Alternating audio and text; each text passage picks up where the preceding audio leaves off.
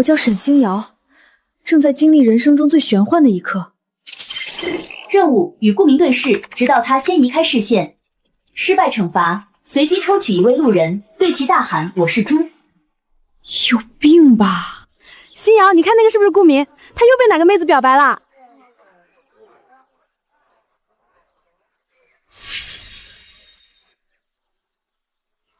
哼，狗男人，活该单身到博士后。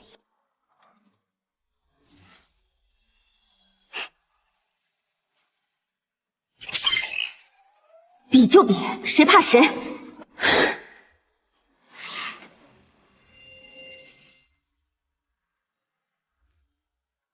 他那眼神仿佛在说：“沈星瑶，你又在搞什么鬼？”1秒、2秒、3秒，我眼睛都快瞪酸了。这家伙焊在原地了吗？怎么还不动？那不是计算机系草顾明和中文系的沈星瑶吗？隔空放电呢。看沈星瑶那眼神跟要吃人似的，不会是表白被拒，因爱生恨吧？去你的因爱生恨！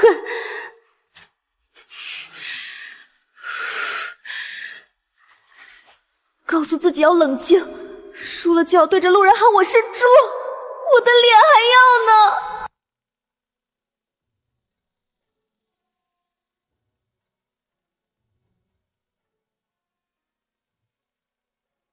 走了，我赢了。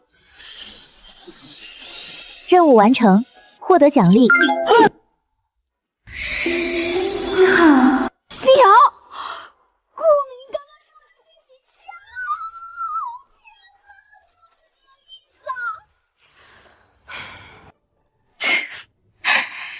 你哪只眼睛看到他笑了？他那是嘲笑，而且他不是对我有意思，他是跟我有仇。我和顾明的梁子从大一就结下了，起因是迎新晚会抢主持人，本来定的是我俩，结果这狗男人临时反悔。抱歉，我退出，我有社交恐惧症。社恐？我信你个鬼！后来我才知道，他就是单纯不想跟我搭档。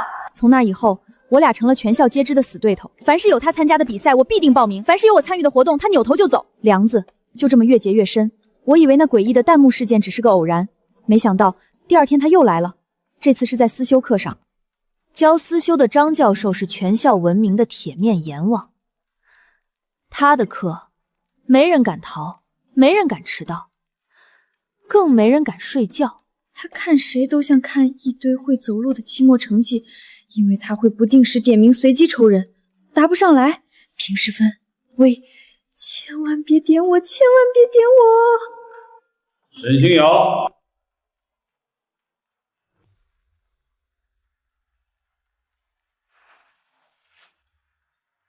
完了，这下全完了。请你谈谈你对集体主义的理解。天哪，我昨天预习的根本不是这个。冷静，快点从我那贫瘠的知识储备里搜刮出哪怕1、2个关键词出来。简直什么鬼？向顾明求助，他怎么又来了？任务成功，你将在全班同学面前表演一段单口相声。表演单口相声，还要向这个狗男人求助，杀了我吧！我眼前一黑，单口相声，杀了我吧！与其让我在全班面前表演单口相声，还不如直接把我埋了。快向他求助，用你最真诚的眼神。求他？我跟这家伙可是死对头，但为了不社死，我深吸一口气，豁出去了。什么玩意儿？我根本没听清，我急得像热锅上的蚂蚁，冷汗直冒。沈星瑶同学，你是在表演哑剧吗？哄笑声像针一样扎进我的耳朵，我脸颊发烫，恨不得立刻找个地缝钻进去。难道今天真的要交代在这里了？就在我准备破罐子破摔，随便胡说八道几句的时候，报告老师，我认为沈星瑶同学的意思是，关于集体主义的探讨不应该只停留在表面的服从，而要深求其内在的统一。他竟然真的站起来替我解围了。从古至今，这不仅是义的不断演变，从中到外，更更带着深层的哲学思辨意味。接下来的5分钟，我算是彻底见识到了什么叫思修小王子，引经据录，条理清晰，逻辑严密，把这个概念剖析得清清楚楚、明明白白。平时最爱窃窃私语的后排男生也停下了动作，这种全场被一个人气场镇住的感觉，真是太玄幻了。他到底为什么会帮我？不错，顾明同学的理解非常深刻。沈星瑶同学，你刚才也是这个意思吗？我还能说什么？这个时候只要不是傻子都知道该怎么做。对，他说的都对，就是这个意思。张教授终于满意的让我坐下了，我长舒一口气，感觉自己活过来了。我想用眼神表达一下我的感激。我的脑海里突兀的响起了一个清冷的男声：“沈星瑶，你欠我一个人情。”是顾明的声音，可是他还是那副低着头的姿势，嘴唇根本没动。这是脑内通话，我震惊的说不出话。不用看了，只有我们能听见。这到底是什么鬼东西？我一整节课都处于魂不守舍的状态，脑子里一会儿是张教授的催眠曲，一会儿是顾明那句“你欠我一个人情”。好不容易熬到下课，我抓起桌上的书包，转身就想往门外溜。沈星瑶，你跑什么？我没跑啊。是吗？那你解释一下，这个是什么？我当然知道它指的是什么。这该死的弹幕此刻正嚣张地飘在我们俩中间。原来顾明也能看到这些弹幕。我的目光死死锁在那个任务奖励上，食堂阿姨的手不会再抖。这个奖励还挺诱人，但是要我和顾明一起吃饭，不可能，绝对不可能！我看不见，我什么都看不见。被他这么盯着，简直头皮发麻。那个，我约了楚月，先走了啊。沈星瑶，别装了，我知道你也能看见。他怎么知道的？从昨天开始，他就一直跟着我。一开始我也以为是幻觉，直到今天在课上，我听到了你的心声。你说这狗男人居然见死不救，社死来得如此突然，我那是……还有，他再不救我，我就祝他一辈子找不到女朋友。算了，他这张脸找不到女朋友也挺可惜的，还是祝他代码永远有 bug 吧。毁灭吧，赶紧的。他的笑声很好听，像清泉流过石涧，带着一丝清冽的磁性。不得不承认，这家伙笑起来还挺勾人。所以，一起吃饭吗？为了食堂阿姨的手。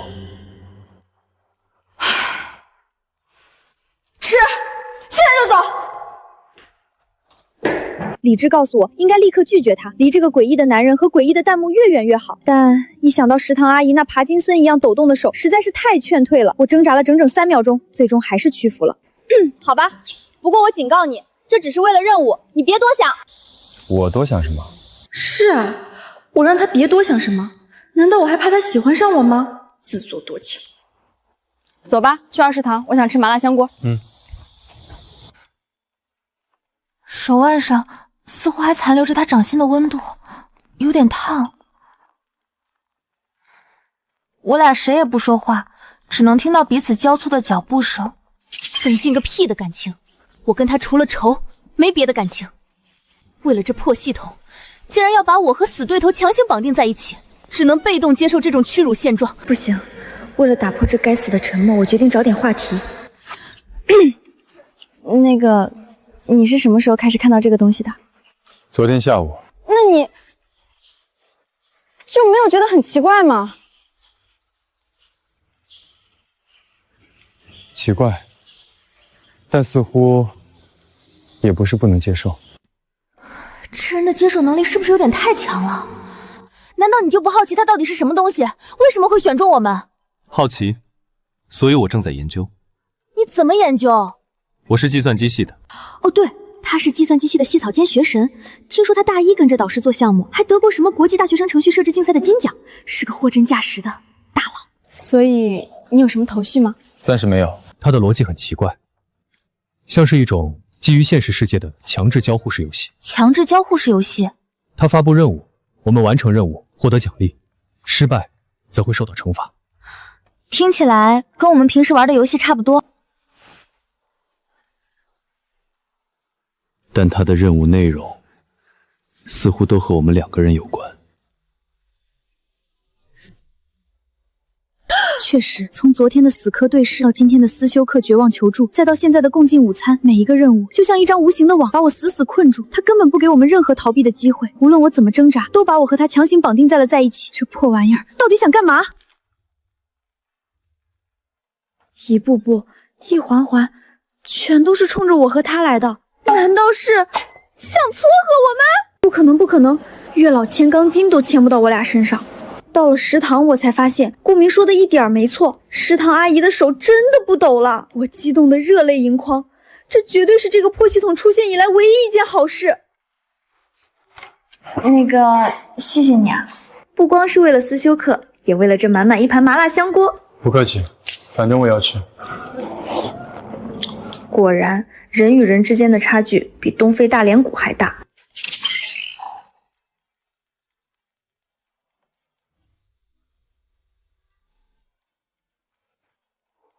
互相喂食，开什么国际玩笑？这简直比直接杀了我还要难受。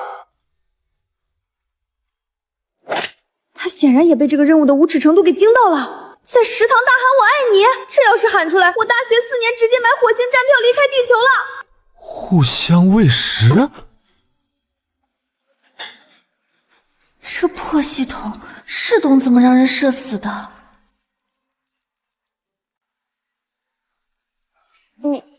你觉得我们应该？我拒绝。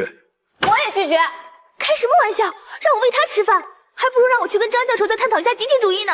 倒计时开始了，这血红色的数字简直就像催命的符咒一样，死死贴在我们脸上。怎么办？我快哭了！在食堂中心大喊我爱顾明，要是真的接受这个惩罚，我明天就可以直接退学了。看来是他没说下去，但我们都心知肚明，妥协是我们现在唯一能选的路。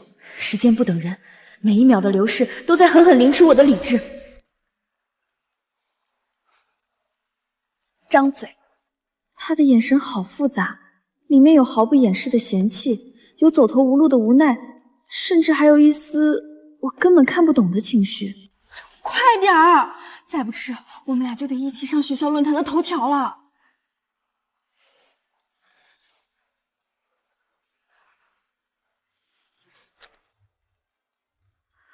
他的嘴唇碰到了我的筷子，软软的，热热的，就像是一道电流窜进了我的心口。我的心跳漏了一拍，脸颊不受控制的开始发烫。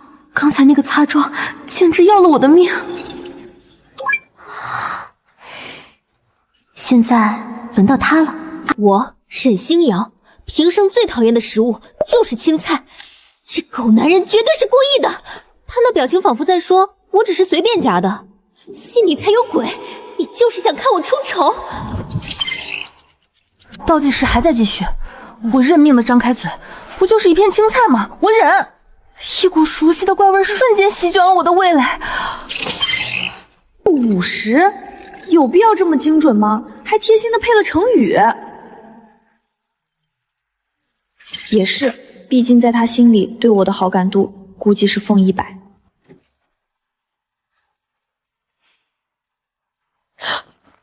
星瑶，你跟顾明，我们没什么。哦，我还没说是什么呢。你这么激动干嘛？难道你们在食堂？完了，留言传得这么快，这该死的系统，还有那个该死的顾明。老实交代，你俩是不是偷偷去约会了？才没有。楚月，我们就是碰巧在食堂遇到了而已，绝对没有别的。哦，碰巧遇到，然后还坐在一起吃饭。有人在论坛上发了照片，现在整个学校都传疯了。看见没？而对面的顾明正含笑看着你。含笑？他明明是面无表情好吗？这些网友的眼神是不是都有问题？楼上的，你磕的 CP 比我的命还冷，可是顾神那个眼神也太宠溺了吧？宠溺？我怎么没看出来？我只看到了嫌弃。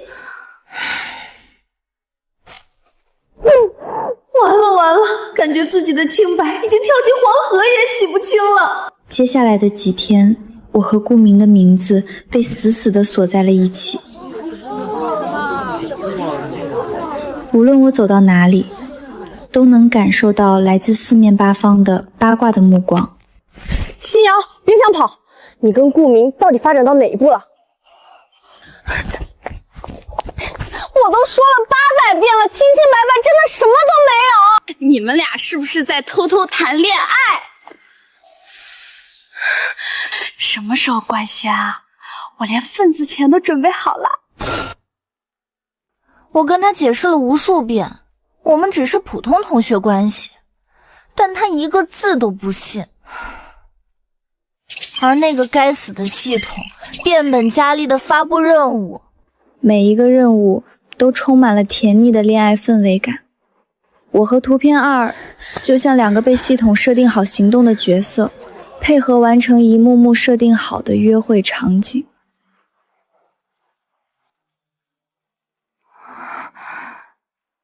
这些细节，顾明好像也没有那么讨厌。他虽然话不多，但心思很细腻，看起来冷冰冰的，其实很会照顾人。我发现我越来越不了解他了，或者说，我从来没有真正了解过他。发什么呆？没什么，我们之间的关系在这些被迫的相处中发生着微妙的变化，从-50到0，虽然只是点头之交，但对我来说已经是质的飞跃了。限时任务：30分钟内为顾明送去一杯美式。又来，还让不让人活了？任务失败惩罚，系统将随机黑掉你的一门科的期末论文。我的期末论文，这可是我熬了几个通宵的命根子。算你狠！我认命地爬下床，换好衣服，直奔校外的咖啡店。顾明的宿舍我还是第一次来，男生宿舍管理没有女生宿舍那么严。我一边走一边在脑内频道里呼叫：顾明，你在宿舍吗？在。他的声音有些沙哑，还带着一丝疲惫。你怎么了？生病了？没有，刚睡醒。哦，宿舍号是多少？512。同学，你找谁？我找顾明。哦，找明哥啊！明哥，有美女找！太尴尬了，我真想找个地缝钻进去。救命！这破任务怎么总精准踩中我的社死雷点？他这个样子，我还是第一次见。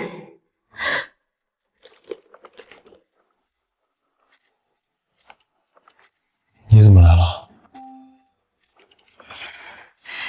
给你送咖啡。只要赶紧交差，我就能立刻逃离这个是非之地。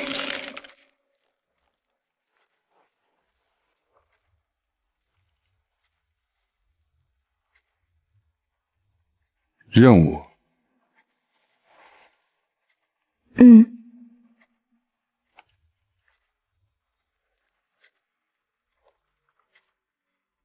进来吧。这是我第一次进男生宿舍，跟我想象中的脏乱差完全不同。顾明的宿舍很干净，甚至可以说是整洁，空气中竟然还弥漫着一股淡淡的洗衣液清香。你坐。不了，我站着就行。他们俩的目光像高瓦数探照灯一样在我身上扫来扫去。明哥，这位是我同学。哦，就是论坛上那个周浩。气氛再次变得尴尬起来，我只想赶紧完成这该死的任务，然后溜之大吉。那个咖啡送到了，我就先走了。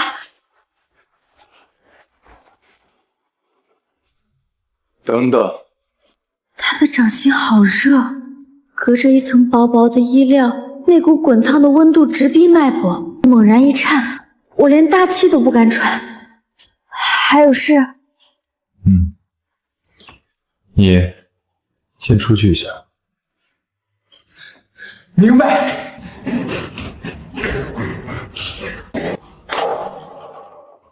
孤男寡女被锁死了。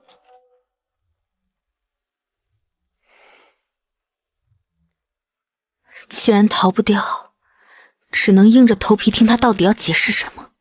说吧，你要跟我谈什么？安静的能听到彼此的呼吸声，我的心开始不争气的狂跳起来。他要干嘛？你干嘛？沈星瑶，我们谈谈吧。谈什么？谈什么？关于这个系统。原来是说这个啊，吓死我了。你有什么新发现吗？有一点。我试着追踪了一下这个系统的源头，发现它的服务器地址很奇怪。怎么个奇怪法？它的 IP 地址指向了我们学校的机房。学校机房？你的意思是，这个系统是人为的，是我们学校的人做的？有这个可能。我突然觉得后背一凉。如果这真的是人为的，那这个人到底是谁？他为什么要这么做？把我和顾明绑在一起，对他有什么好处？这种被人当成提线某偶操控的感觉太可怕了。那我们现在怎么办？别怕。他的动作很轻，却像一股暖流，瞬间抚平了我心里的焦躁不安。我已经有了一些线索，但还需要一点时间来验证。在找到那个人之前，我们只能继续按照他的规则来。事到如今，也只能这样了。好了，别想那么多了。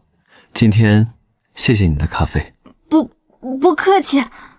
这家伙怎么又笑了？他一笑，我就感觉自己的心跳极度不正常。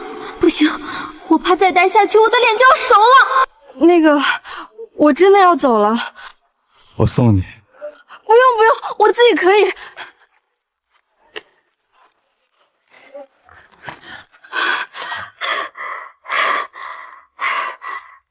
脑子里乱成一团了。顾明的手，别怕。顾明的笑，顾明说的别怕。这些画面怎么像电影一样在我脑海里循环播放？我好像有点不对劲了。得赶紧给楚月发个消息，转移注意力。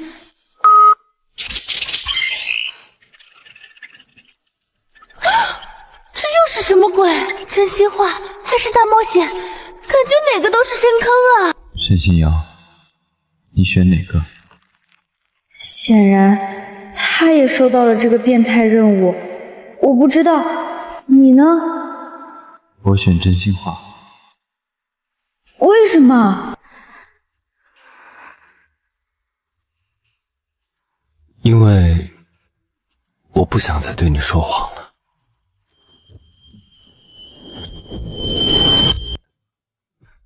我不想再对你说谎了。顾明的这句话像石子猝不及防砸进心湖，投下圈圈涟漪。他这话什么意思？难道他以前对我说过谎？沈星瑶。那我也选真心话吧。总觉得选大冒险会更坑。选择已确认，真心话任务开定。来了，我就知道这破系统不会放过羞辱我的机会。我倒要听听这位高高在上的顾大神有多讨厌我。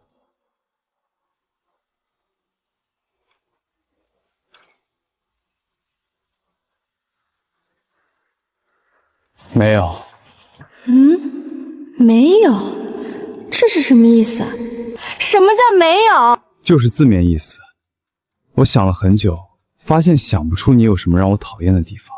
不可能，你肯定是在敷衍我。这不科学，他不是最烦我了吗？你是不是怕当着系统的面说实话我会生气？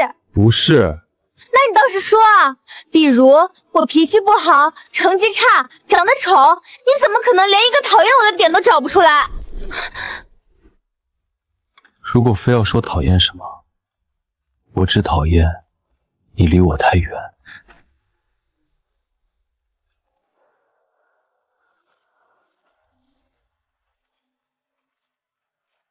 他以前所有的冷漠都不是讨厌，而是不敢靠近。原来这就是他的谎言。绝对真心，系统肯定坏了，他怎么可能？你少来这套！明明是你自己平时总摆着一张臭脸。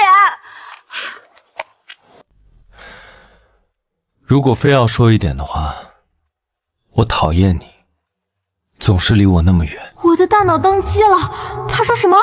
讨厌我离他太远？这是什么虎狼之词？你胡说八道什么？我没有胡说，这是我的真心话。这剧情发展是不是有点太快了？我还没来得及消化，系统的第2道题就来了。初印象啊，当时我就觉得这个男生长得真好看，比我见过的所有男生都好看。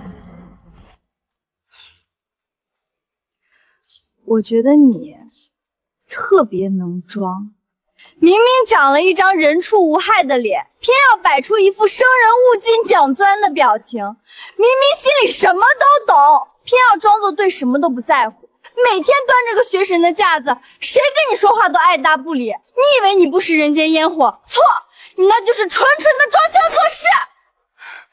痛快，憋了2年的怨气，今天终于借着这破任务全发泄出来了，这感觉舒爽至极。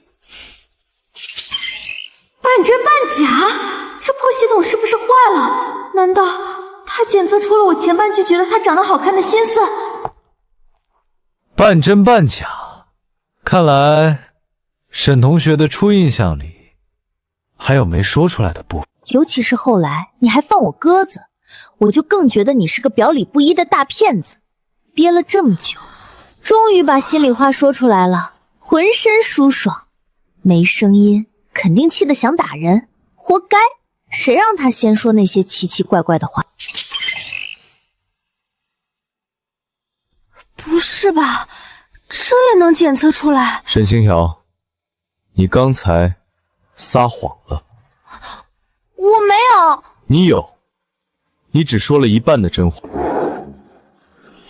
那另一半呢？另一半是我承认，当时确实有那么一瞬间的心动。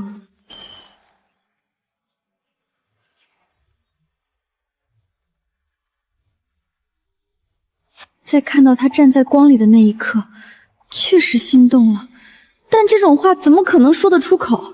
快说！不说！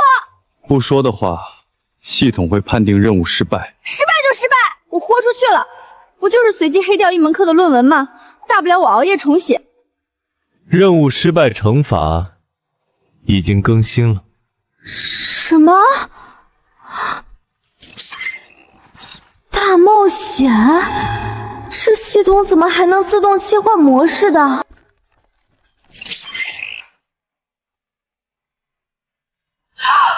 回男生宿舍，亲吻额头，这破系统是铁了心要整死我！我眼前一黑，差点晕过去。这破系统是跟我杠上了是吧？回去亲他额头。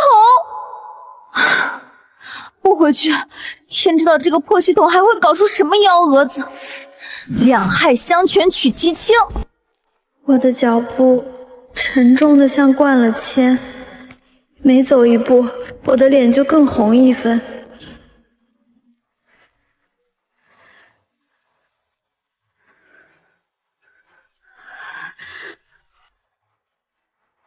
你不是下定决心了吗？反复了好几次，我都没勇气敲门。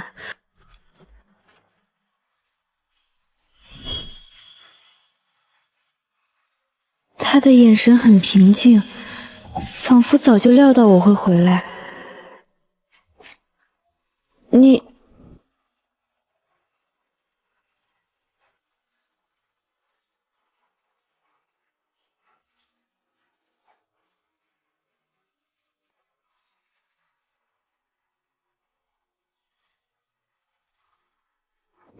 明哥，这你们俩再出去一次啊！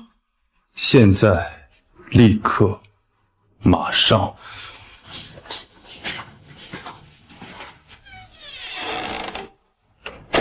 宿舍里又只剩下我们2个人，我紧张的手心都在不断出汗。那个，我是来完成任务的。你别动，他身上有很好闻的淡淡的薄荷味，随着距离拉近，那股味道越来越清晰，扑通扑通，我的心跳也越来越快，快得仿佛要从嗓子眼里跳出来。时间仿佛在这一刻彻底静止了，我能清晰地感受到他脸颊的温度和他皮肤细腻的触感。我的大脑现在一片空白，什么任务，什么惩罚，通通都被抛到了脑后。我不是故意的，是你自己动的。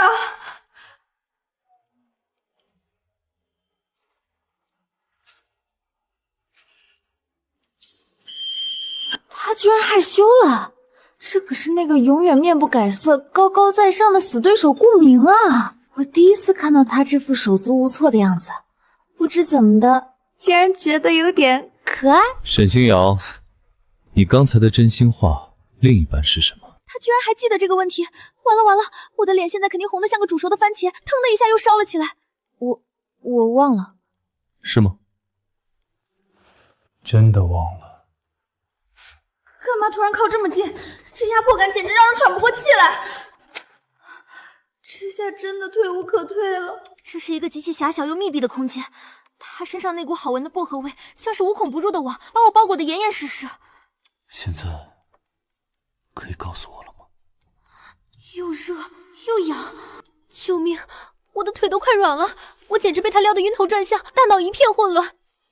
我说再不投降，我怕自己真的会因为缺氧而在这个角落昏过去。我说还不行吗？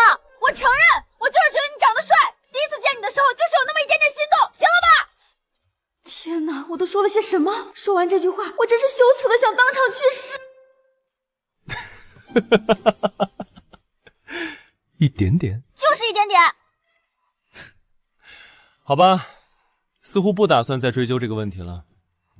那现在轮到我了。轮到你？轮到你什么？一个温热的、柔软的触感就这么落在了我的额头上，我像被雷劈中了一样，整个人都傻了。他亲我了，亲了我的额头，这是大冒险？不是真心话。真心话还能用行动来表示的吗？这到底是什么情况？我的 CPU 彻底烧了。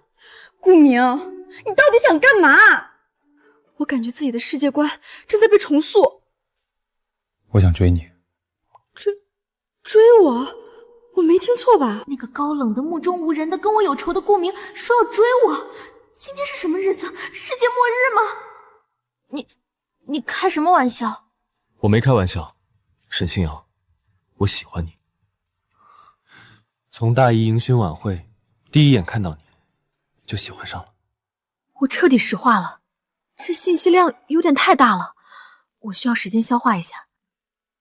那你为什么还要放我瓜子？因为我紧张，我怕我跟你搭档会控制不住自己的表情被你看出来。所以你就说你有社交恐惧症？所以咱俩这2年针锋相对的死对头关系，全都是因为一个该死的误会。对不起，以前是我太笨，只能用那种惹人厌的方式引起你注意。整整2年，每天想着怎么在成绩上碾压他，结果小丑竟是我自己。我突然觉得有点想笑，可是又有点想哭，心里那种酸胀的感觉快要把我淹没了。那你为什么现在又敢说了？因为这个系统，他给了我一个不得不靠近你的理由。虽然方式有点奇怪，但我很感谢他。他看着我，眼神里是我这2年来从未见过的温柔和缱绻。星瑶，给我一个机会，好吗？我的心乱成了一团麻，理智告诉我这一切太突然了，应该冷静下来好好想一想。但情感上，我却发现自己根本无法拒绝，无法拒绝他眼底的真诚和他话语里的深情。好，我说完就后悔了。沈星瑶，我是不是太草率了？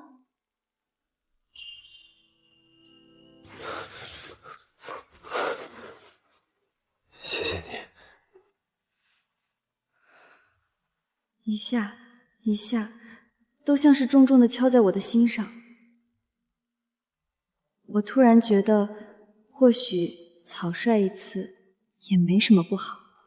我和顾明就这么以一种极其戏剧化的方式在一起了，没有鲜花，没有告白仪式，只有一套莫名其妙的系统和几句磕磕巴巴的真心话，但感觉却意外的不错。我们的关系也从相看两生厌变成了热恋进行时。女朋友，早安。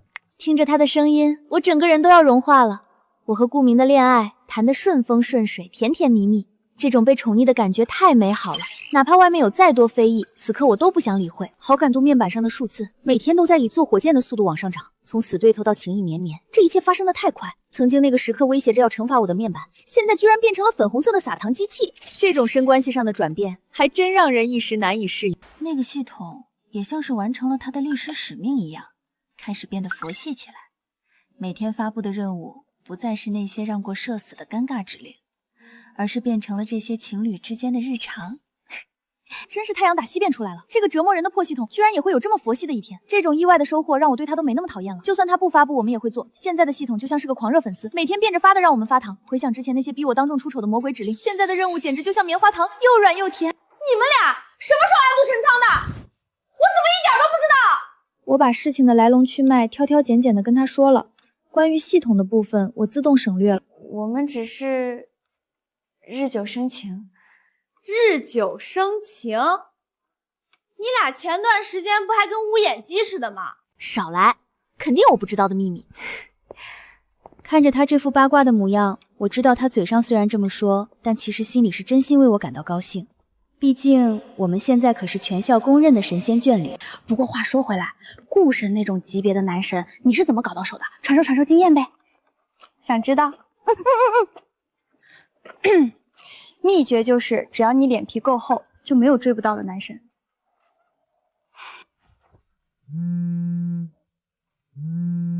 我和顾明的恋爱很快就传遍了整个校园，论坛上关于我俩的帖子迅速盖了上千楼，有祝福的，有羡慕的，也有各种不看好的言论。对于这些质疑，我一概不理，嘴长在别人身上，他们爱怎么说就怎么说。反正日子是我自己过的，只要能和他在一起，承受旁人再多的嫉妒眼光，我也甘之如饴。你最爱吃的三明治和豆浆，趁热吃。顾明用行动向所有人证明了，他对我的喜欢绝对不是一时兴起。重点我都给你标出来了，回去直接看。他总是这样，连上课都要替我操心，我真怕有一天会被他彻底养成生活不能自理的废物。刚熬好的红糖姜茶，喝下去肚子就不疼了。再附送一个温暖的抱抱。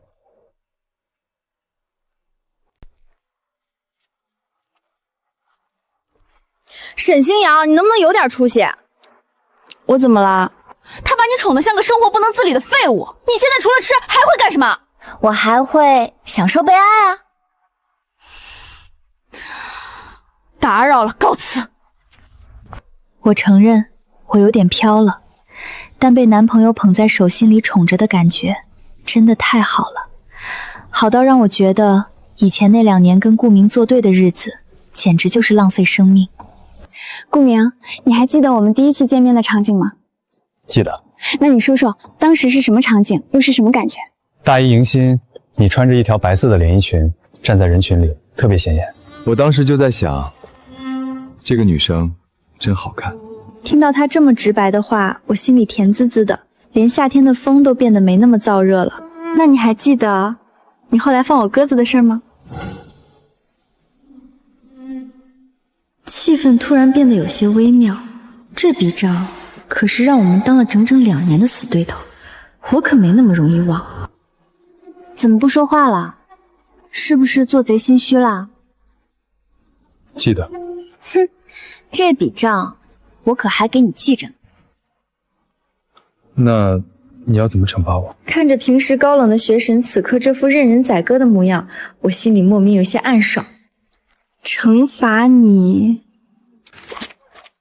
就罚你现在在这里大声说3遍“我爱沈星罗”。这个惩罚是我从之前那个失败的任务里得到的灵感，我就是想看看这个一向清冷自持的顾大神当众表白会是什么样子。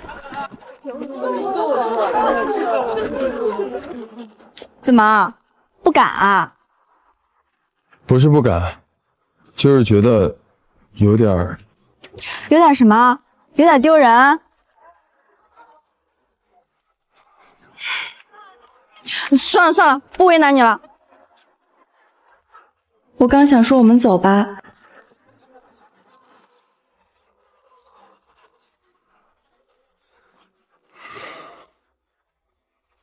沈星瑶，我爱你！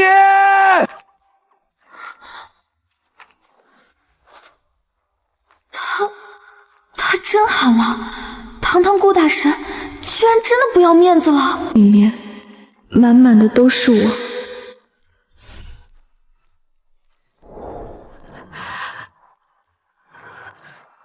沈星瑶，我爱你！沈星瑶，我爱你！我感觉自己的脸比他还红。够了，你不要脸，我还要呢。现在才生气吗？我还能说什么？气早就消了。现在我的心里只剩下满心的欢喜和感动。不气了，像盛满了整片星空。就在这时，那个久违的该死系统又冒了出来。恭喜宿主触发终极任务，我愿意。我看到这个任务彻底愣住了。终极任务，系统将自动卸载，只要完成，这个该死的系统就真的要消失了。可是说出我愿意这3个字，这听起来怎么那么像求婚？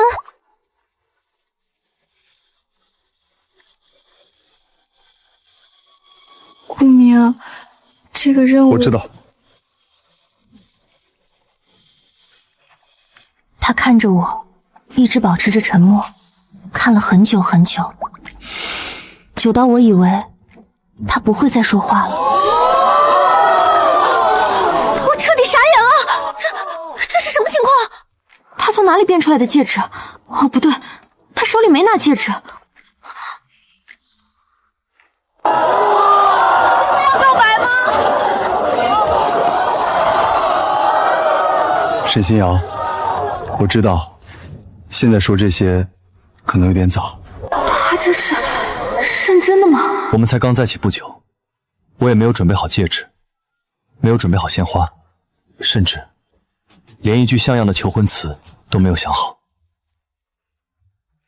但是，我想让你知道，我是认真的，认真的想和你走完下半生。所以，你愿意嫁给我吗？不是因为感动，而是因为太突然了。我们才大2啊，现在谈婚论嫁是不是有点太早了？但是看着他那双写满了期待和紧张的眼睛，我却说不出任何拒绝的话。我的心乱成了一锅粥，嫁还是不嫁，这是一个问题。星瑶，别怕，这只是一个任务，你不用有任何压力，跟着自己的心走就好。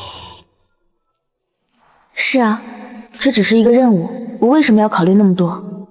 我看着他，看着这个我爱着的，也爱着我的男人，我的心里顾明已经有了答案。我愿意。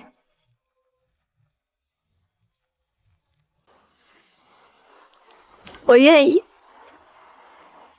在我说出我愿意的那一刻，我清晰地看到一向清冷自持的顾明眼睛瞬间就红了。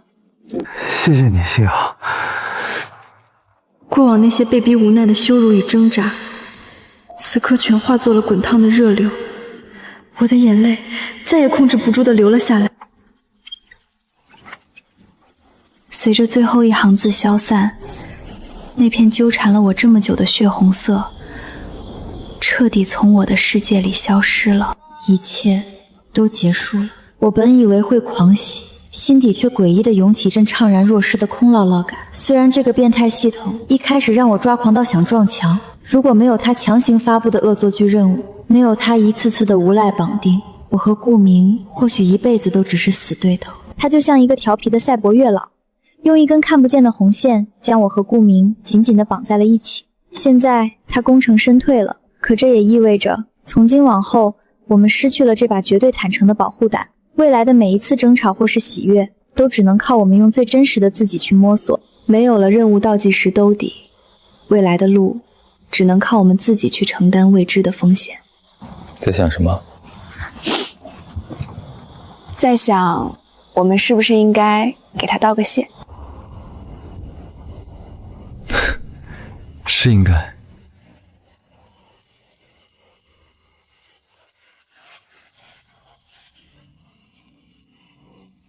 谢谢你，谢谢你让我遇到了这么好的顾明，也谢谢他让我拥有了被爱的勇气。谢谢。对了，那个神秘大礼到底是什么？我也不知道。会不会是100万的现金奖励？你还真敢想。或者是保送清北的研究生名额？这种系统总得有点逆天奖励吧？你当他是许愿池里的王八吗？你这人真扫兴。怎么了？谁发来的？一封没有发件人的邮件。没有发件人？邮件内容好简单，只有一个压缩文件。文件的名字叫《我们的故事》。这不会就是那个所谓的神秘大礼吧？点开看看。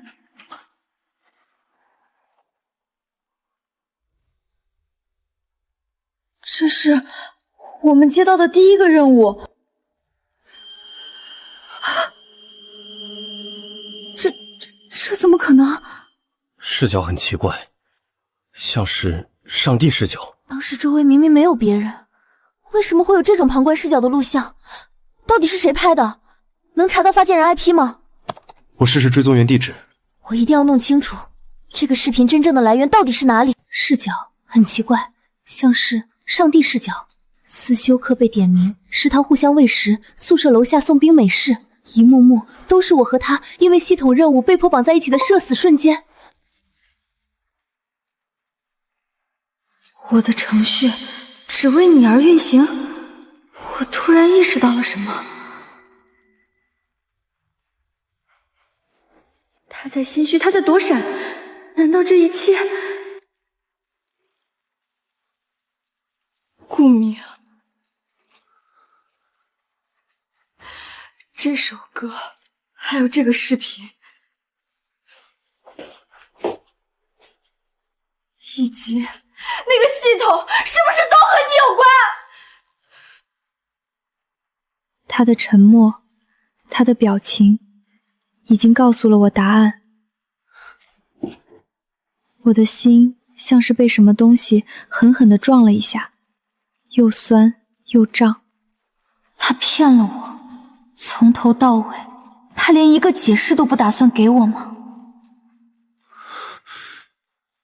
星瑶，我要你亲口告诉我。所以根本就没有什么系统，对不对？所以根本就没有什么所谓的系统，对不对？这一切都是你搞的鬼，对不对？什么异常程序强制系统，真相竟然是这个学神用他顶级的黑客手段自导自演了这场荒诞戏码。对不起，星瑶，我不是故意要骗你的，我只是不知道该怎么向你表白，我怕我一开口就会被你拒绝，我怕我们之间连朋友都做不成，所以我就用了这种最笨的方法。我想如果有不可抗力把我们绑在一起，你是不是就不会那么排斥我了？多么荒谬啊！面对这样步步为营的心机与掌控，我本该感到极度危险，本该愤怒地转身逃离的。我每天都在赌你会不会因为那些奇怪的任务而讨厌我，赌你会不会发现这一切都只是我的一场自导自演的骗局。还好，我赌赢了。眼泪流下来，不是因为感动，也不是惊喜，而是心疼。我心疼他的小心翼翼，心疼他那份战战兢兢的胆怯和不安。我从来不知道，这个永远一副云淡风轻样子的男人，背地里竟然为了我做了这么多事。原来，在爱情里，他也只是一个会害怕、会退缩的普通人。我完蛋了！面对这样的他，我不仅没有逃跑，反而心甘情愿地彻底沦陷在这场骗局里。你这个大笨蛋！手背上传来他唇瓣微凉柔软的触感，我的心尖猛地一颤。是，我是笨蛋。那你还愿意跟这个笨蛋在一起吗？那要看你的表现了。以后你要是再敢骗我，不会了，我发誓，以后再也不会了。我所有的一切都对你坦白，我的代码，我的程序，我的心，都只为你一个人开放最高权限。最高权限，我的心彻底软了。我还能说什么呢？对于这个用全世界来爱我的男人，我除了用尽全力去拥抱他，别无选择。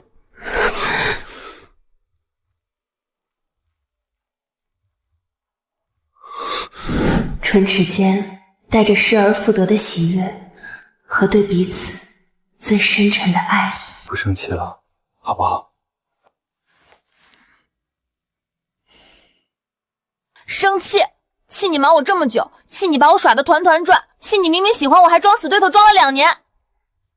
那里心跳沉稳又有力，一下下撞着我的掌心。那你罚我给你写一辈子代码，罚我每天给你买早餐，罚我以后所有秘密都只告诉你一个人，罚我这辈子只喜欢你，只对你好。我鼻子一酸，刚憋回去的眼泪这时候又要掉下来了。谁能想到，那个在校园里清冷孤傲，连话都懒得跟我多说一句的顾明，会用一整个自编程序，小心翼翼地把我一步步引到他身边。那些血红色的弹幕，社死的任务，莫名其妙的奖励，全都是他藏在代码里的不敢说出口的喜欢。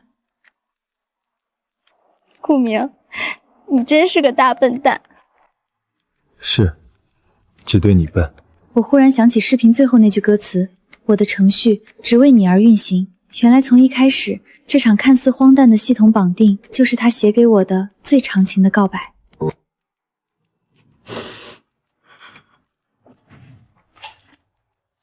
你哭了？我这就去男生宿舍堵他。你没有，他没欺负我，是我太感动了。感动？你们不是在操场告白求婚吗？怎么还感动哭了？月月根本就没有什么系统，那个弹幕那些任务全都是顾明自己编的程序。我把顾明自编系统故意发布任务一步步靠近我的事儿原原本本告诉了他。我靠！顾龙这哪是学情绪？这也太浪漫了！可全校现在都还蒙在鼓里。论坛里那些人要是知道真相，估计得全员炸锅。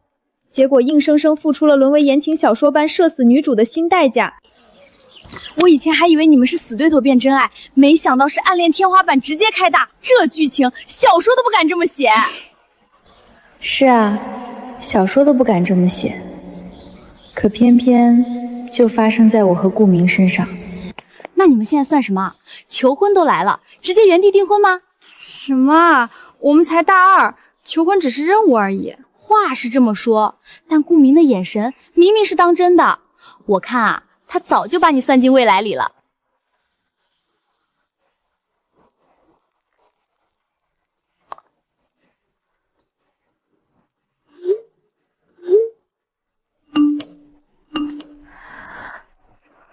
我的心真的软得一塌糊涂，死对头早就不是了。现在他是我的男朋友，是为我写了一整个程序的笨蛋，是我想牵着走很久很久的人。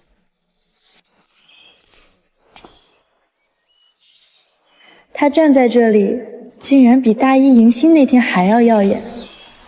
快看快看，是计算机系的顾明，天哪，他在等谁？这眼神也太杀了吧！去吧，你的暗恋天花板在等你呢。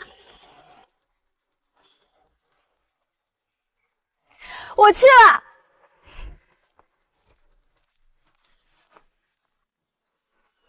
他的掌心温热干燥，曾几何时，我根本不敢想，高高在上的死对头，竟会在大庭广众之下如此坦荡地牵着我。这种真实的触感，比系统任务都让人心安。怎么不多睡会儿？这就等不及了。想早点见到你。明明耳朵都红透了，说起情话来却这么一本正经。顾大神，现在不装社恐了？不装了，以后只对你主动。哥，够可以啊，藏得这么深，全校都被你骗了。别乱说。是，以后星瑶嫂子就是我们宿舍的最高级贵宾，随叫随到。记着。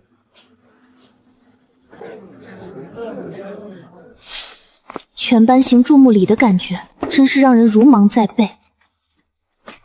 昨天操场告白的事，果然已经在论坛炸翻了天。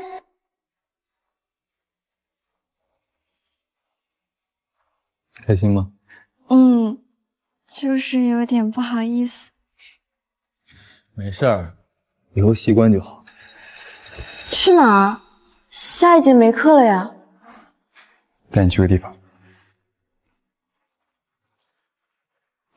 他刚才的动作自然又亲昵，周围传来一阵小声的起哄，我赶紧把头转回去，心里却甜得发腻。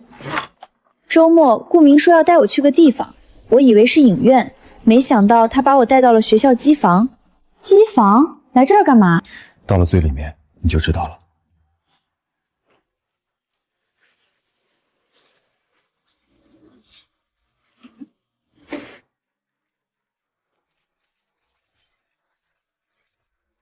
这是那个系统的源代码，我说过，所有秘密都对你坦白。这些冰冷的字符，竟然就是把我的生活搅得天翻地覆的那个系统。我凝视着屏幕，心口像被什么东西重重击中，沉甸甸的，全是他沉默又汹涌的爱意。对视任务，思修课求助，食堂喂食，从图书馆自习到操场夜跑，每一个任务，每一条惩罚，都是他亲手敲出来的，甚至连那个让我崩溃的好感度面板，也是他专门为我设计的。这全是你写的？我查了很多资料，改了无数次版本。我怕任务太过分让你讨厌，怕惩罚太重让你委屈，又怕太温和达不到效果。原来藏着他那么多害怕惹我生气的恐慌和试探，他一直都在悬崖边缘小心翼翼地走着。那段时间，我每天熬夜写代码，一边写一边想，你看到任务会是什么表情？会不会生气？会不会看穿是我？看着屏幕上密密麻麻的代码，我的眼眶又开始发热。这些冰冷的字符，全是他藏了2年的心意。顾明，你其实不用这么麻烦的。我怕你不喜欢我，怕你拒绝我，怕我们连对视都觉得尴尬。我只能用这种最笨、最笨拙的方式，把你留在我身边。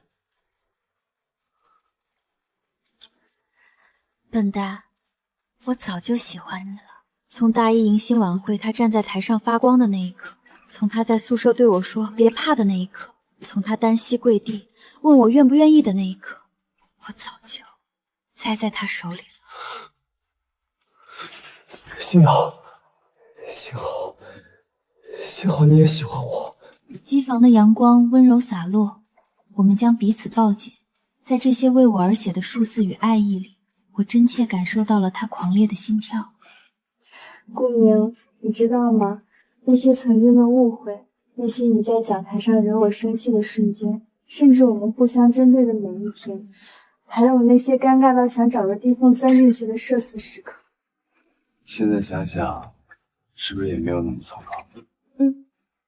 现在，他们全都变成了我们之间最特别的回忆，那些偏见全都被你的代码击得粉碎。以后，我不会再让你有任何误会。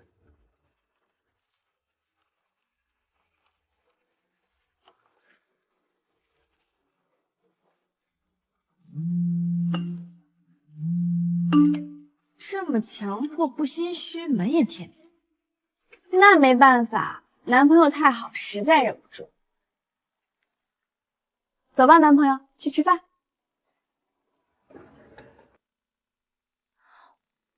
好甜。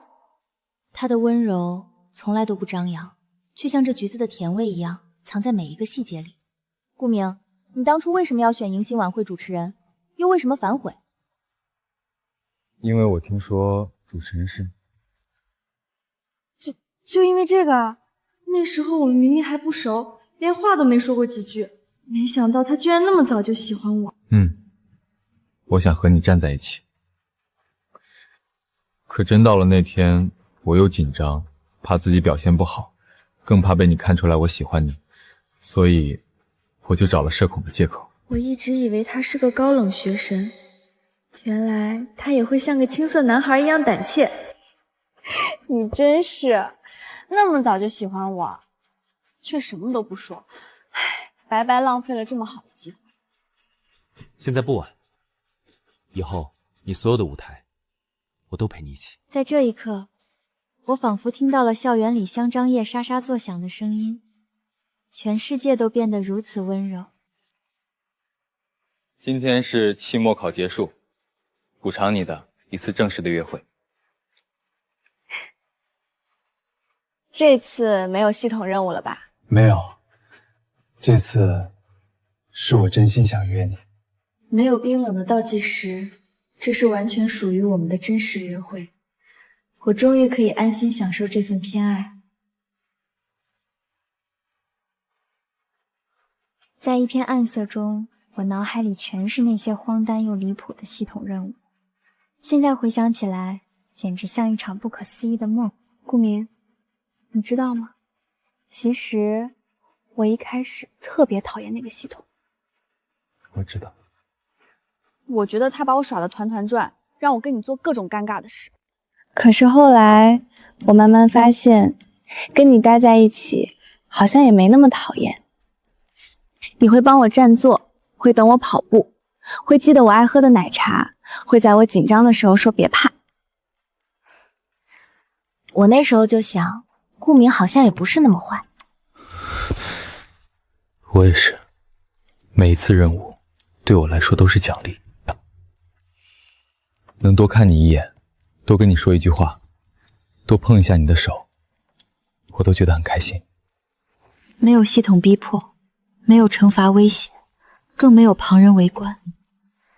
这一刻，只是我想吻他，只是我喜欢他。从死对头到恋人，从误会到深爱，从被迫靠近到心甘情愿。我们走过了2年的针锋相对，终于在这个夏天迎来了属于我们的圆满。夜风吹散了过去的荒唐，只剩下指尖传来的滚烫温度。这是什么？别紧张，不是戒指，我自己写的代码，亲手做成的吊坠。这枚小小的代码吊坠锁住了他2年的隐忍暗恋，也将在我们的未来里永不宕机，永恒运行。以后，它代替那个系统，陪着你。我的爱，也像这段代码一样，永远运行，永不停止。